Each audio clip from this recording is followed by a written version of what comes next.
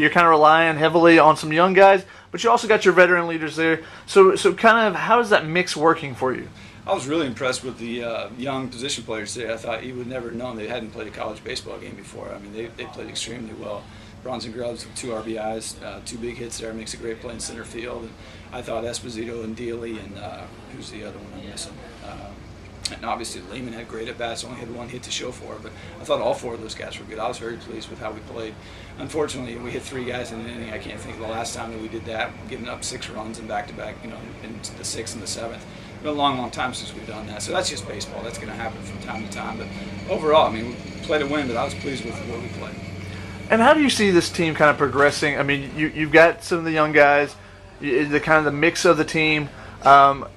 With throwing those guys in the mix so early, is it possible you guys are going to kind of go through your growing pains early, and then once you get in the whack, you think you guys will kind of build momentum? Is that kind of the idea? So. I think I've always thought it takes Division I baseball player 20, 25 games to kind of figure it out, and I think that we put a really tough non-conference schedule if you look at it with Utah being the Pac-12 opponent, Texas Tech, Cal Poly, Santa Barbara. Those guys are going to get a taste of what it's like, and hopefully by the time we get to the WAC conference play, those guys will be ready to go and really play more like sophomores. But we're really pleased with how they played, and again, we're just looking forward to get back out tomorrow with Sam on the mound. And you kind of use a unique technique, bringing in Sam and Hunley. When it should have been their senior seasons of high school last year. That overall, just that technique, what are the advantages of that? What are the disadvantages of that? Well, I mean, both the families approached us about it. It wasn't something that we reached out to them and tried to convince them to do it. Sam was the first one that reached out to us. He was at a high school, and his high school coach had moved to a different high school, and he just felt like he was ready to make that move, and he certainly was. And he's really good friends with Brandon Hunley. Brandon Hunley originally was going to just graduate early and redshirt for us last year. Going into the season, he was going to redshirt. Our starting second baseman got hurt in the second game, and we decided to, we kind of convinced Brandon and his parents that he was ready. Brandon really had a really good year last year. So it's something I don't think we're out there trying to do again. It may happen, but it takes a special kid. Both kids are, Brandon's a 4.0 student, Sam's a 3.6 student. Both kids are really, really mature, and they have good parents and good support system behind them. So I think it was just a unique situation with both those 2 cases.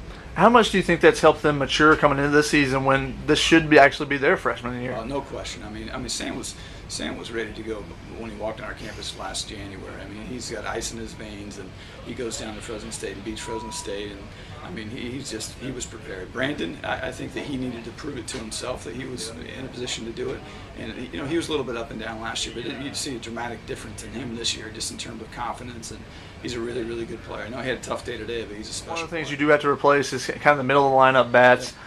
You don't necessarily have the pop that you had last year, but how are you guys going to try to do it offensively this year without having Reese in the middle of the lineup and Del Grande and a couple of those guys that were able to hit the ball out of the park for you? Well, I think you look today and you saw us in a regional. We really, really struggled last year hitting velocity. We had anytime it was above 88, we didn't do a very good job. I think this team.